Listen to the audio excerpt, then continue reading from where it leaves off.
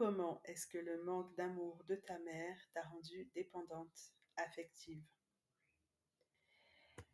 Bienvenue sur le podcast Les briseuses de cycle, le podcast qui donne des clés concrètes et profondes aux femmes qui veulent se libérer des schémas toxiques hérités de leur famille. Je suis Naira, coach alchimiste et briseuse de cycle. J'ai réussi à briser le cycle des traumas transgénérationnels et aujourd'hui j'aide les femmes qui ont également grandi dans des familles toxiques à guérir de leurs traumas et sortir des relations toxiques. Alors, le sujet du jour, comment est-ce que le manque d'amour de ta mère t'a rendue dépendante affective? Est-ce que tu t'es déjà demandé pourquoi est-ce que tu restes dans une relation qui te fait souffrir? Cet homme te rend malheureuse, il te violente de toutes les manières possibles, psychologiquement, physiquement, sexuellement. Il ne répond pas à tes besoins émotionnels, il t'a peut-être trompé, il est peut-être absent émotionnellement ou physiquement. C'est toi qui donnes tout dans le couple. Tu portes le couple à bout de bras, tu sens bien que tu es malheureuse, tu sens bien que ça ne peut pas continuer comme ça, et pourtant tu restes. Il t'est inimaginable de quitter cet homme et cette relation. Pourquoi? Alors, il y a certainement une blessure d'abandon aussi derrière. On en parlera dans un prochain épisode. Mais aujourd'hui, on va se concentrer sur cette carence affective maternelle qui a fait de toi une dépendante affective. Alors déjà, pour bien savoir de quoi on parle, on va définir la dépendance affective. La dépendance affective, elle a été définie dans le secteur médical par William Pichot et Marc Anseau le 21 avril 2025 dans la Revue médicale de Liège comme étant une addiction. La dépendance affective est une addiction, tout comme l'addiction à l'héroïne, à la marijuana, aux antidépresseurs, aux anxiolytiques, à la pornographie, etc. À la seule différence que la dépendance affective est une addiction sans substance. Donc sans drogue, sans médicaments, sans alcool. La dépendance affective, c'est une obsession qui consiste à placer l'autre personne comme ton unique source de satisfaction, comme ton unique source de bonheur finalement. Tu as l'impression que sans cette personne, tu ne peux pas vivre.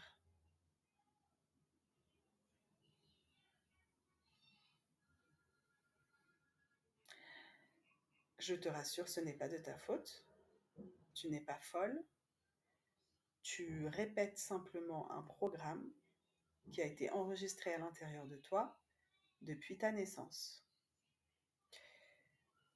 Pour en revenir à ta mère, si, quand tu étais dans son ventre et pendant les premiers mois de ta vie sur Terre, si pendant cette période charnière, ta mère n'a pas répondu à tes besoins affectifs, émotionnels, elle ne t'a pas suffisamment sécurisé, elle t'a éventuellement laissé pleurer au lieu de te prendre dans les bras, elle t'a négligé, elle t'a fait garder très souvent par une autre, tout de suite après la naissance.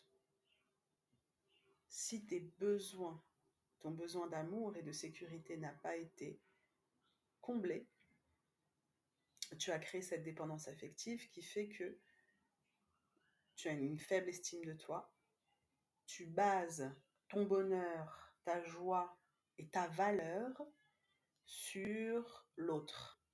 Donc si ton compagnon aujourd'hui va te faire un compliment, oh t'es jolie aujourd'hui dans cette robe, tu vas être contente pour toute la journée, ça va remonter ton estime de toi. Si demain il te fait une critique en te disant dis donc t'aurais pas un peu grossi, tu vas perdre le peu d'estime de toi que tu as à l'intérieur de toi. J'espère que tu prends pas mal ce que je te dis. Je suis brute de décoffrage, mais c'est pour ton bien. Tout ce que je dis dans ce podcast, ce ne sont que des vérités que j'ai moi-même vécues. Donc sache que je ne juge absolument personne, mais à un moment donné, les vérités doivent être dites si on veut pouvoir s'en sortir. Donc la dépendance affective, elle se caractérise aussi par une détresse émotionnelle due à un attachement insécurisant. Donc quand on arrive sur Terre, on va développer il y a 4 types d'attachements. Et en fonction, encore une fois, de la manière dont notre mère, puisque c'est elle qui est, pendant les premiers mois, c'est la mère qui est censée être nourricière, hein, qui nourrit, qui allaite, etc. Donc le père aussi a son importance, mais dans les premiers mois, c'est la mère qui est vraiment déterminante. Et donc, si celle-ci n'a pas répondu à tes besoins, tu vas développer un attachement insécure que tu vas ensuite rejouer dans toutes tes relations dans lesquelles tu as un lien, avec lesquelles il y a un lien d'attachement. Donc ça peut ne pas être que des relations amoureuses, hein. Tu vas pouvoir aussi fonctionner avec un attachement sécurisant dans tes relations amicales. Donc ça se caractérise par une dépendance à l'égard de l'autre personne, un besoin de réassurance. Tu as besoin constamment que l'autre te rassure, qu'il te dise qu'il t'aime, qu'il te prouve qu'il t'aime. Tu vas avoir peut-être une tendance à la possessivité, à ne pas lui faire confiance, et une incapacité totale d'assumer tout ce qui renvoie à la solitude. Voilà, impossible d'être seul, de rester seul trop longtemps. Il faut toujours que tu sois entouré de monde. Et donc, ce qui renvoie aussi, comme je te disais, à la blessure d'abandon, dont on parlera une prochaine fois. Donc, la dépendance affective, elle renvoie à des manifestations d'angoisse. Donc, que tu sois près ou loin de lui, tu es angoissé. Quand tu es près de lui, tu vas pouvoir être angoissé parce que il est sur son téléphone ou il joue aux jeux vidéo. D'après toi, il s'occupe pas assez de toi. Tu vas te mettre à imaginer ce qu'il pense à une autre, est-ce qu'il se lasse de moi. Qu'il soit près ou loin de toi, tu es toujours angoissé, tu as peur de le perdre, tu as peur qu'il t'abandonne, tu as peur qu'il te quitte, tu as peur qu'il te trompe, tu as peur qu'il ne t'aime plus. Pourquoi? Parce que tu as basé ton estime de toi, ton amour de toi et ton bonheur finalement, ton, ouais, ton bonheur, ta joie de vivre entièrement sur lui. Tu es accroché comme une moule à son rocher. Alors ça, c'est un peu le topo sur la dépendance affective. Donc, rassure-toi, encore une fois, tu n'y es pour rien. Tu ne fais qu'exprimer un programme qui a été engrammé à l'intérieur de toi depuis ta naissance et tes premiers mois de vie. Alors maintenant qu'on a défini ce qu'est la dépendance affective, on va parler de la carence affective maternelle. Donc la carence affective, hein, comme son nom l'indique, c'est le manque d'amour, de tendresse, de regard, d'écoute. Voilà, le fait d'avoir eu une mère froide, distante ou débordée, qui n'a jamais le temps, qui est instable, qui peut être bien un moment et 2 secondes après partir en crise de nerfs ou de pleurs, ou oui, se mettre en colère. Ça crée aussi cette carence affective.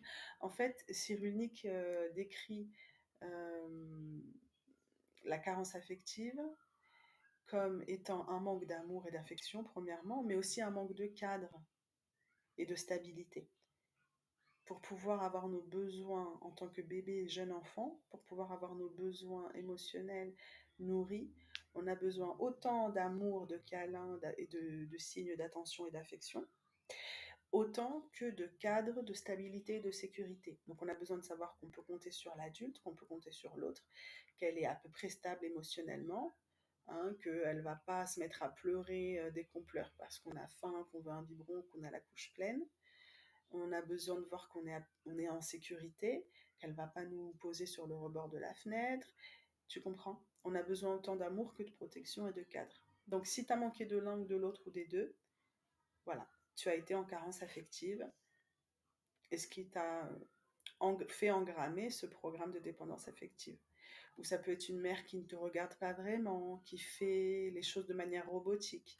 Elle te change la couche parce qu'il le faut, elle te donne le biberon parce qu'il le faut, mais il n'y a pas ce lien affectif qui est créé, tu vois. Une mère qui te prend jamais dans les bras, voilà. Donc, tout ça, crée évidemment donc la carence affective.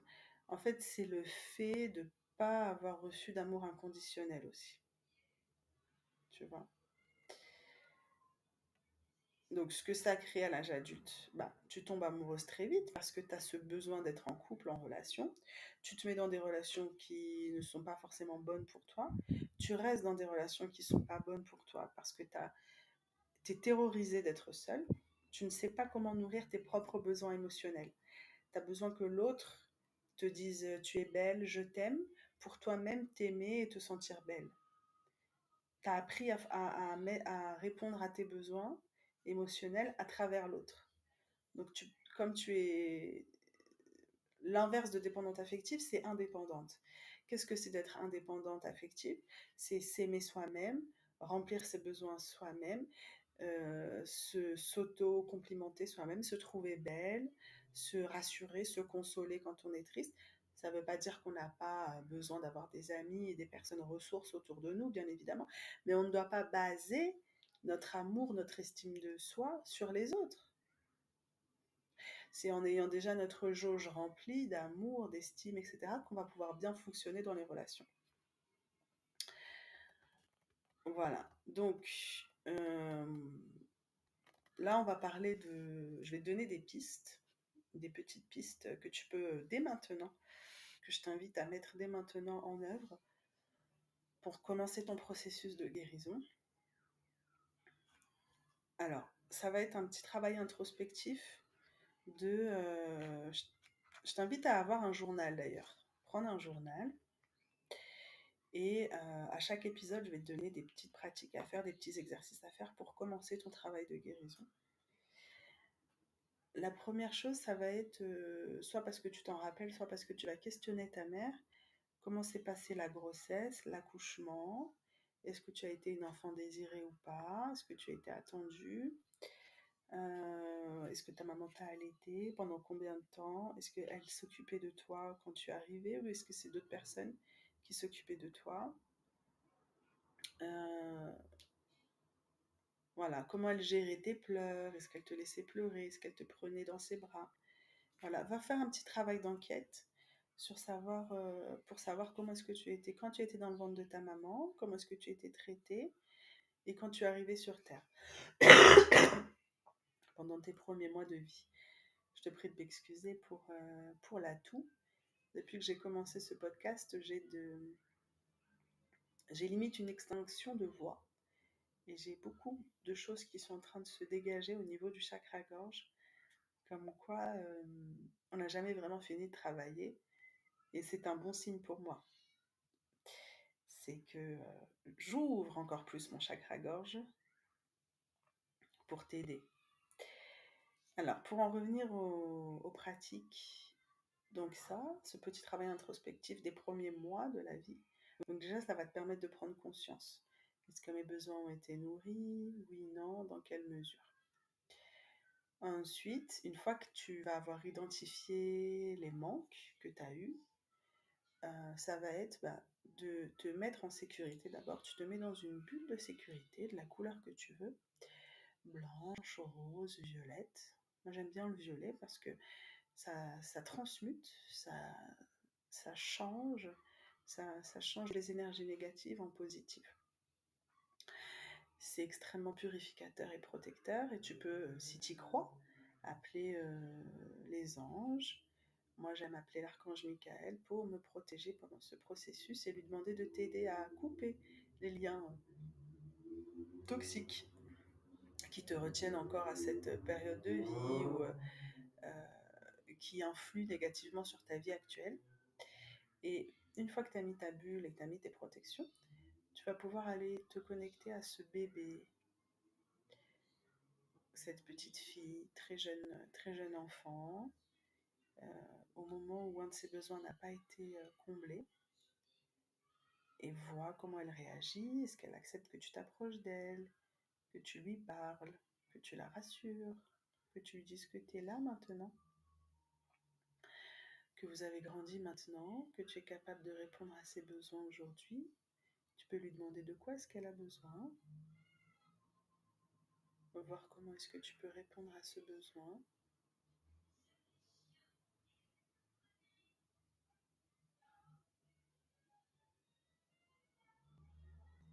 Là, j'ai pris un temps de pause parce que tu peux le faire en même temps, mais tu pourras aussi le faire plus tard toute seule. Et voilà, si elle accepte, la prendre dans ses bras, dans tes bras, et lui dire que tu es là maintenant. Et à la fin, si tu y arrives, tu lui proposes de rentrer dans ton cœur, là où elle est, au chaud, en sécurité, protégée et comblée d'amour. Comblée d'amour. Et là où tous ses besoins sont comblés de manière automatique, naturelle, entière, sans qu'elle n'ait rien à faire, rien à prouver, rien à demander. Elle est à la maison dans ton cœur.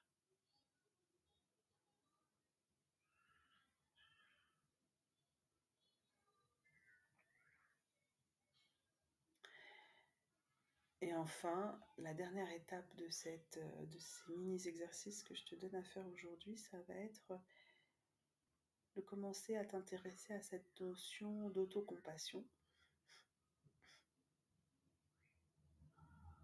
Donc à chaque fois que tu vois que tu as des comportements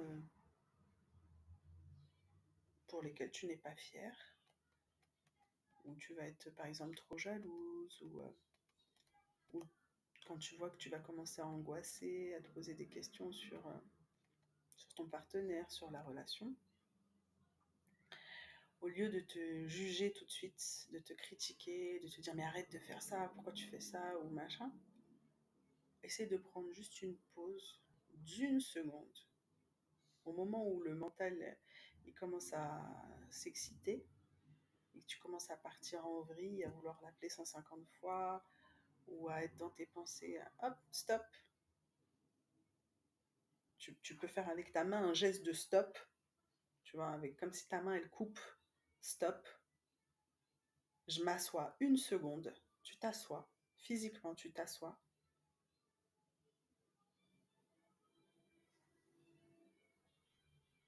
Et si tu y arrives, tu te prends dans les bras. Donc tu mets un bras à gauche, un bras à droite et tu te serres comme ça. Et tu te dis c'est ok.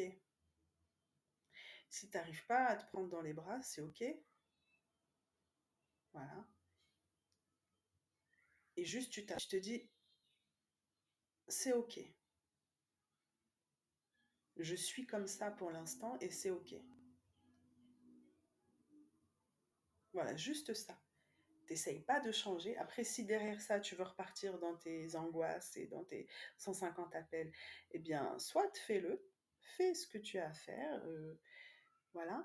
Mais je t'invite à faire ça juste pour que tu ne viennes pas rajouter de la violence à ta violence, de la culpabilité, de l'autoflagellation, etc. Parce que c'est un cercle vicieux qui se nourrit et qui l'effet boule de neige.